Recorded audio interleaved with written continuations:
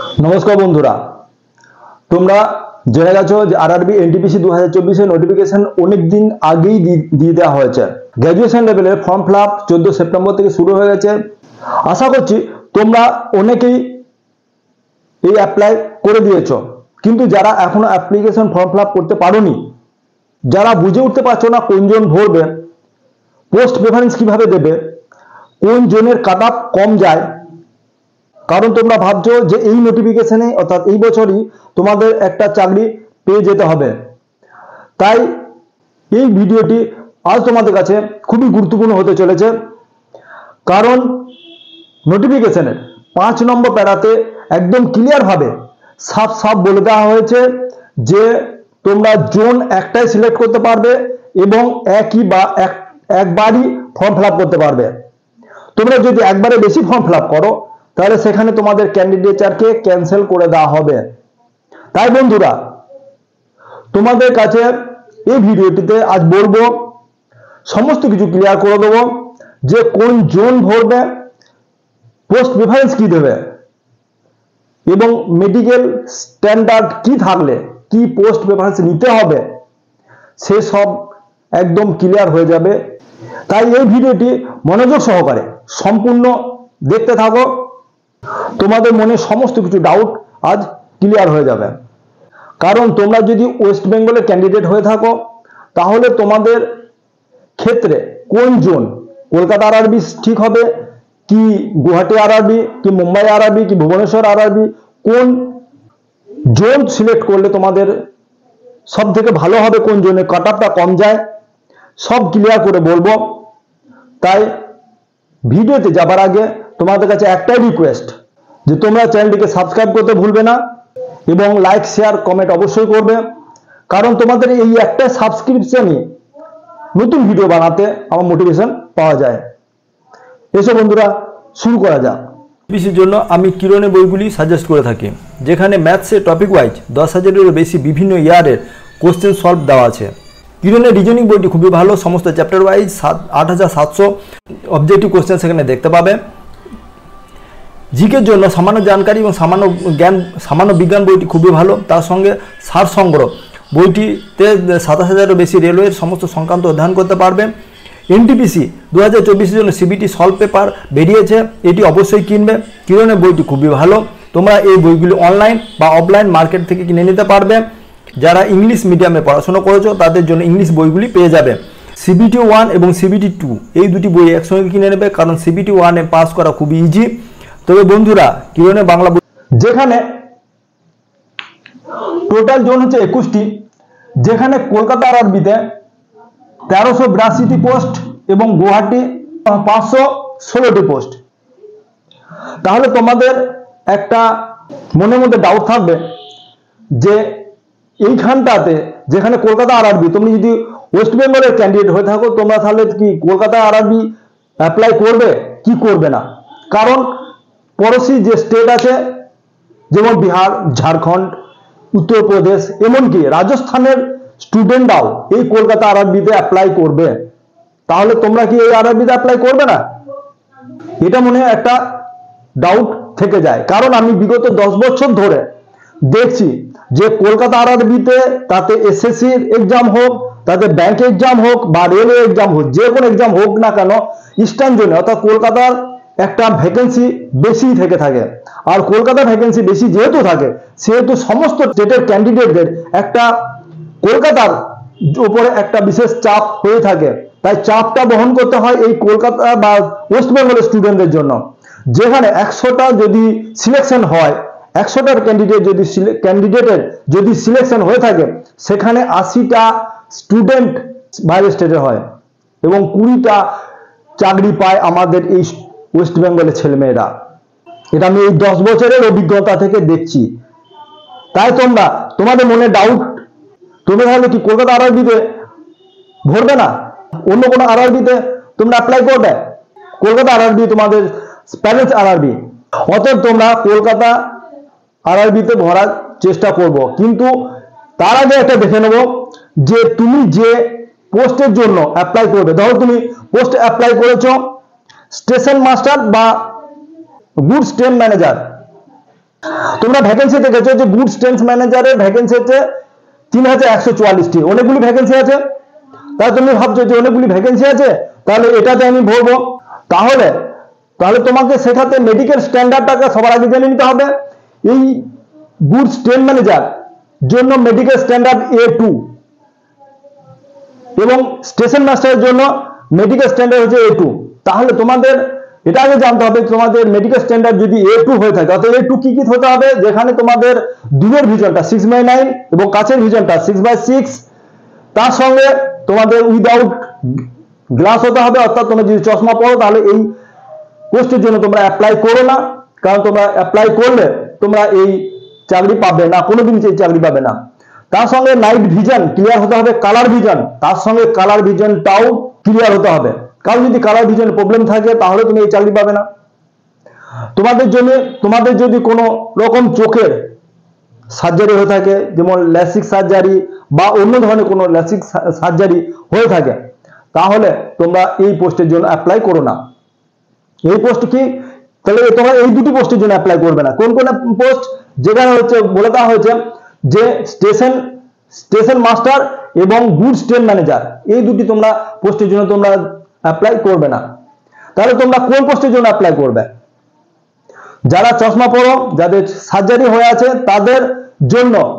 তাদের জন্য medical category, যেখানে B2 বা C2 যদি হয়ে থাকে, B2 বা C2 লাগবে, যেখানে তোমার চশমা চলবে, সার্জারির কোনো অসুবিধা নেই, সেক্ষেত্রে এই দুটি চাকরির ক্ষেত্রে তোমাদের অ্যাপ্লাই করতে পারবে। সেগুলি কি না, senior account assistant cum typist, যেখানে 1507টি পোস্ট আছে, এবং সিনিয়র ক্লার্ক কাম টাইপিস্ট, যেখানে 732টি পোস্ট আছে। এই দুটি হচ্ছে লেভেল 5 এর, যেখানে এবং গুডস ট্রেন ম্যানেজার নিয়ে 5383টি পোস্ট আছে, অনেকগুলি পোস্ট আছে। এবং লেভেল 6 এর একটা পোস্ট, যেমন chief commercial cum ticket supervisor, যেখানে 736টি পোস্ট আছে।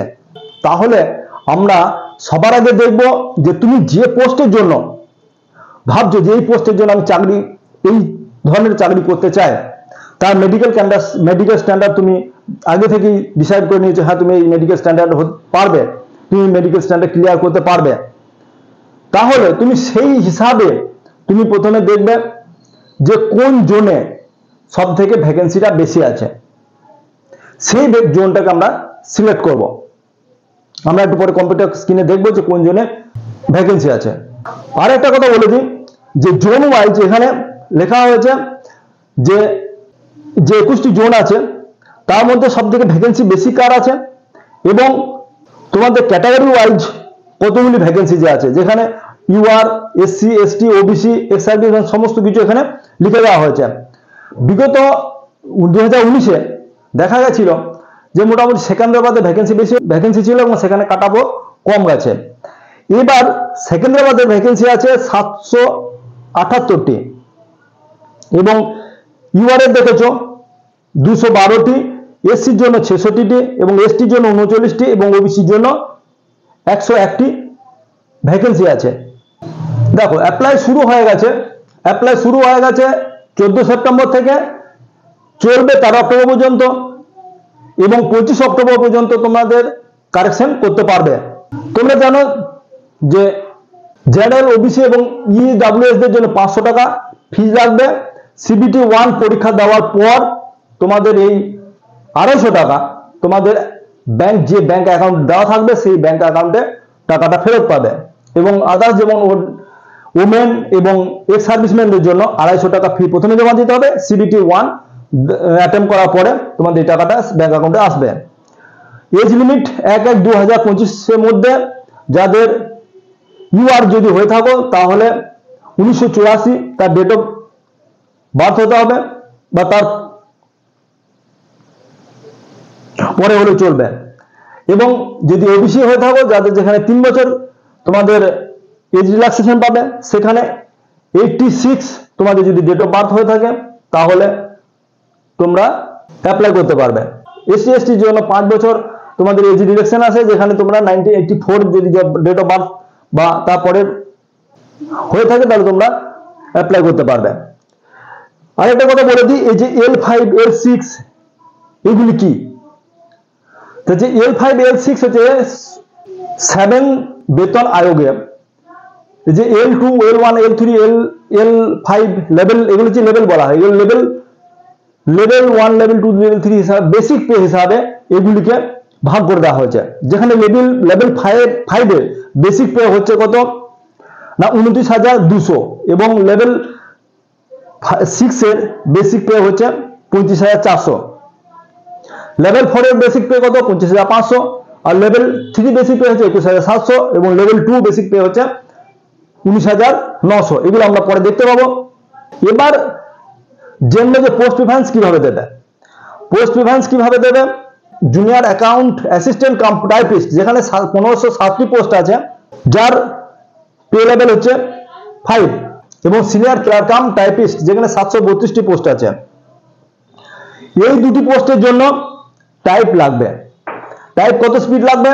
ইংলিশ, তোমরা আশা করছি তোমরা ইংলিশ টাইপ করবে। ইংলিশ টাইপের জন্য 30 ওয়ার্ড পার মিনিট স্পিড লাগবে। এই দুটি পোস্ট একদম যারা মহিলা তাদের জন্য খুবই একদম ভালো, আর যারা চোখের কিছু প্রবলেম থাকে, যারা চশমা পড়ো তাদের জন্য এটা খুব ভালো। কিন্তু কি না, টাইপ জানতে হবে। যেখানে একটা তোমাদের একটা অফিস থাকবে, সেখানে 8 ঘন্টার ডিউটি করো, কেউ তোমাদের কাজ ডাকবে না। অতএব 8 ঘন্টার ডিউটির যদি কেউ চাও যে 8 ঘন্টার ডিউটি করবো বাড়ি ফিরবো, তাহলে সব থেকে ভালো পোস্ট হচ্ছে এই দুটি, জুনিয়র অ্যাকাউন্ট কাম অ্যাসিস্ট্যান্ট এবং সিনিয়র ক্লার্ক কাম টাইপিস্ট। এই দুটিতে ভালো পোস্ট। এবং তার সঙ্গেও আরেকটি লেভেল 6 এর পোস্ট রয়েছে chief commercial cum ticket supervisor, যেখানে 736টি পোস্ট আছে এবং লেভেল হচ্ছে পে লেভেল হচ্ছে 6, যেখানে তোমাদের বেসিক পে হচ্ছে 35,400 টাকা। এখানে যাদের চশমা পড়ো বা কোনো চোখের অসুবিধা আছে, সেক্ষেত্রেও এই পোস্টটা সব থেকে ভালো। তাই তাদের ক্ষেত্রে বলবো যে তোমরা কমার্শিয়াল কাম টিকিট সুপারভাইজার এটাকে তোমরা 1 নম্বর রাখবে, এবং senior account assistant cum typist এটাকে তোমরা 2 নম্বরে রাখবে। 3 নম্বরে থাকবে সিনিয়র ক্লার্ক কাম টাইপিস্ট, যেখানে 732টি পোস্ট আছে, এবং তোমরা পরে এই দুটি পোস্টকে নিচের দিকে তোমরা ফিল আপ করে দেবে। এবং যে যাদের মেডিকেল স্ট্যান্ডার্ড A2 অর্থাৎ চোখে চশমা পড়ো না, কোনো প্রবলেম নেই, তারা কিভাবে ভরবে? দেখো, তারা ভরবে গুডস ট্রেন ম্যানেজার, যেখানে তোমরা চাইছো যে রেলে যেমন একটা চাকরি হলেই হচ্ছে, কারণ চাকরি পাওয়াটা আজকের দিনে সব থেকে বড় ব্যাপার হয়ে গেছে, সব থেকে কম্পিটিশনের ব্যাপার হয়ে গেছে। তাই তোমাদের যে কোনো একটা চাকরি তোমাদের প্রথমে পেতে হবে। আর একটা হচ্ছে স্যালারি, যেটা ম্যাটার করে এখানে। এই যে পোস্ট আছে গুডস ট্রেন ম্যানেজারের ভ্যাকেন্সি সব থেকে বেশি, যেখানে 3,144টি পোস্ট আছে। 3,144টি পোস্ট কম নয়। অতএব তোমরা যাদের মেডিকেল স্ট্যান্ডার্ড A2 আসবে, তারা এই পোস্টটাকে ফার্স্ট প্রিফারেন্স দেবে। এবং কিভাবে করবে, দেখবে যে কোন জোনে সব থেকে ভ্যাকেন্সি, এই পোস্টের জন্য ভ্যাকেন্সি সব থেকে বেশি আছে, সেটাকে আমরা প্রথমে চয়েস করব। এবং দ্বিতীয় নম্বর এটাকে তোমরা 3 নম্বর দেবে, এবং 4 নম্বর দেবে। 3 নম্বর এটা দিতে পারো, বা চিফ কমার্শিয়াল কাম টাইপিস্ট এটাকে তোমরা 3 নম্বর দিতে পারো, এবং এটাকে 4 নম্বর দিতে পারো, এটাকে আর নিচে এটাকে 5 নম্বর দিতে পারো। এইভাবে তোমরা সাজাতে পারো। এবার কথা হচ্ছে যাদের মেডিকেল স্ট্যান্ডার্ড ঠিক আছে, এবং তোমরা যদি 8 ঘন্টা ডিউটি করতে চাও, তোমরা ভাবো যে কোনো একটা অফিস ঘর হবে, সেই অফিসে গিয়ে তোমরা চাকরি করবো, 8 ঘন্টা ডিউটি করবো এবং কোনো লেনা দেনা থাকবে না, তাহলে তোমরাও এইভাবে উপরের দুটি পোস্টকে সবার আগে অল্টারনেটিভ করে দেবে। যেখানে 1500, যেখানে সিনিয়র অ্যাকাউন্ট কাম অ্যাসিস্ট্যান্ট কাম টাইপিস্টে 1560টি পোস্ট আছে, ওই জন্য তোমরা এই পোস্টটাকে 1 নম্বর দেবে। যদি চাও যে তোমরা 8 ঘন্টা ডিউটি করবে, তাহলে এই পোস্টটা দেবে। আরেকটা কথা বলি, এই যে গুডস ট্রেন ম্যানেজার ভ্যাকেন্সি সব থেকে বেশি আছে, এবং এতে লেভেল 5 এর হলেও যেখানে 29,200 তোমাদের বেসিক পে হবে, কিন্তু এখানে কি হচ্ছে গুডস ট্রেন ম্যানেজারের ওভার টাইমটা সব থেকে বেশি হয়, ওই জন্য তোমাদের পেমেন্টও সব থেকে বেশি পাবে।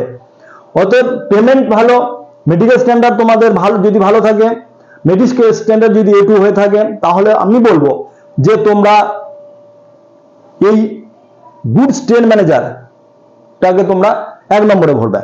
আরেকটা কথা বলি যে কাস্ট সার্টিফিকেট যদি কারো ডাউট থাকে, এখানে বলে দেওয়া হয়েছে যে কাস্ট সার্টিফিকেট যদি তোমাদের সেন্ট্রাল ফরম্যাটে লাগবে এবং যেখানে অ্যানেক্সার 1, 2, 3 যারা যে ক্যাটাগরি আছে SC, ST এবং OBC এবং EWS যেগুলো আছে তোমাদের এই নোটিফিকেশনের নিচের দিকে একদম দেওয়া আছে অ্যানেক্সার 1, 2, 3 যেখানে তোমাদেরকে সেই সেন্ট্রাল ফরম্যাটে তোমাদেরকে এইগুলি কাস্ট সার্টিফিকেট বানাতে হবে। কিভাবে কাস্ট সার্টিফিকেট বানাবে সেগুলি পরে ভিডিওতে বলবো, কারণ একটা ভিডিওতে বেশি বলতে গেলে অনেক লম্বা হবে। এখন জেনে নেব যে কোন জোনে গুডস ট্রেন ম্যানেজার সব থেকে বেশি পোস্ট আছে এবং যারা চাইছো যে টাইপ টেস্ট দেবো, টাইপ টেস্ট যারা জানো বা টাইপ টেস্ট দিতে ইচ্ছুক তাদের জন্য জুনিয়র অ্যাকাউন্ট কাম টাইপিস্ট এর কোনটা সব থেকে বেশি পোস্ট থাকবে। দেখো এখানে আমি আগেই বলে দিয়েছি যে গুডস ট্রেন ম্যানেজার যেখানে গুড গার্ড তার বেসিক পে হচ্ছে 29,200 এবং মেডিকেল স্ট্যান্ডার্ড হচ্ছে A2 চায় এবং সব থেকে বেশি ভ্যাকেন্সি আছে 3,144টি পোস্ট। তাই আমরা দেখে নেব যে সব থেকে বেশি পোস্ট কোথায় রয়েছে। দেখো আমি সেকেন্দ্রাবাদের কথা বলেছিলাম, 2019-এ কাট অফ সব থেকে কম গিয়েছিল। এখানে হচ্ছে গুডস ট্রেন ম্যানেজারের জন্য 279টি পোস্ট রয়েছে। এবার তোমাকে দেখতে হবে 279টি পোস্ট প্লাস এবং 2টি জোন রয়েছে, 2টি জোন মিলিয়ে 289 টোটাল পোস্ট রয়েছে। কিন্তু সেই ক্ষেত্রে তোমাকে জানতে হবে যে UR, SC, ST এবং OBC এবং EWS তুমি যদি হয়ে থাকো সেই ক্ষেত্রে কোথায় সব থেকে বেশি পোস্ট হবে। এবার দেখে নেব যে মুম্বাই RRBতে জোন যেটা ইস্ট কোস্ট যেটা জোন বা RRB ভুবনেশ্বর, সেখানে গুডস ট্রেন ম্যানেজারের সব থেকে বেশি পোস্ট দেখতে পাচ্ছি 586টি পোস্ট রয়েছে। যেখানে তুমি যদি গুডস গার্ডে যদি চাকরি করতে চাও তাহলে তোমাকে ফার্স্ট জোন সিলেক্ট করতে হবে। সেখানে জোন আমরা সিলেক্ট করব RRB ভুবনেশ্বর এবং ফার্স্ট প্রিফারেন্স রাখবো আমরা গুডস ট্রেন ম্যানেজার যেখানে 586টি পোস্ট রয়েছে। কিন্তু এই জন্য দেখবে যে স্টেশন মাস্টারে কোনো পোস্ট নেই। তাই তোমরা যদি চাও যে গুডস ট্রেন ম্যানেজারই চাকরি করতে চাও তাহলে তোমরা RRB ভুবনেশ্বরকে ভরতে পারবে, যেখানে ফার্স্ট চয়েস দিতে হবে তোমাদের গুড ট্রেন ম্যানেজার এবং সেকেন্ড দিতে হবে সব থেকে বেশি আছে junior account assistant cum typist এবং তৃতীয় নম্বর দেবে চিফ কমার্শিয়াল টিকিট কাম সুপারভাইজার এবং লাস্টে দেবে সিনিয়র ক্লার্ক কাম টাইপিস্ট যেখানে 18টি মাত্র পোস্ট রয়েছে। চয়েস করবে স্টেশন মাস্টার, এটাকে তোমরা 2 নম্বরে দেবে। 3 নম্বরে দেবে জুনিয়র অ্যাকাউন্ট ক্লাব। এইভাবে তোমরা যে চাকরির জন্য ভাবছো, মনে মনে ভেবে রেখেছো যে এই পোস্টের জন্য চাকরি করবে, তাহলে তোমরা প্রথমে দেখবে সেই কোন জোনে সেই পোস্টে সব থেকে বেশি ভ্যাকেন্সি রয়েছে। এবার দেখে নেবো যে কলকাতা RRB যেটা আমরা আমাদের প্যারেন্টস RRB কলকাতা RRBতে কতগুলি ভ্যাকেন্সি রয়েছে। দেখো এখানে কলকাতা RRBতে গুডস ট্রেন ম্যানেজার যেখানে ER এবং ACR 2টি জোন রয়েছে। সেই জোনে একটাতে ER জোনে অর্থাৎ ER জোনে 76 এবং ACR জোনে 144 অর্থাৎ ভুবনেশ্বর থেকে কম পোস্ট আছে এখানে। কিন্তু তোমরা যদি চাও যে junior account assistant cum typist বা সিনিয়র ক্লার্ক কাম টাইপিস্ট যদি চাও, তোমরা যদি 8 ঘন্টা ডিউটি করতে চাও তাহলে তোমরা কিন্তু RRB কলকাতা RRBকে তোমাকে ভরতে হবে, কারণ সেখানে দেখো 2টি জোন মিলিয়ে অনেকগুলি 300-এর বেশি পোস্ট রয়েছে এবং এখানে গুডস ট্রেন ম্যানেজারের কম পোস্ট রয়েছে। কিন্তু আবার যারা কমার্শিয়াল কাম টাইপিস্ট সুপারভাইজার ভরতে চাও সেখানে তোমাদের 500-এরও বেশি পোস্ট রয়েছে 2টি জোন মিলিয়ে। তাই তোমাদেরকে যারা এই গুড ম্যানেজার, যারা জুনিয়র অ্যাকাউন্ট কাম টাইপিস্ট বা যারা অফিসিয়াল জব করতে চাও তাদের জন্য কলকাতা RRB সব থেকে বেস্ট RRB। আশা করছি যে তোমরা বুঝতে পেরেছো যে কিভাবে জোন সিলেক্ট করবে এবং পোস্ট প্রেফারেন্স কিভাবে দেবে। আজকের এই ভিডিওতে এই পর্যন্ত। ভিডিওটি ভালো লাগলে লাইক, শেয়ার, কমেন্ট অবশ্যই করবে এবং সাবস্ক্রাইব করতে ভুলবে না।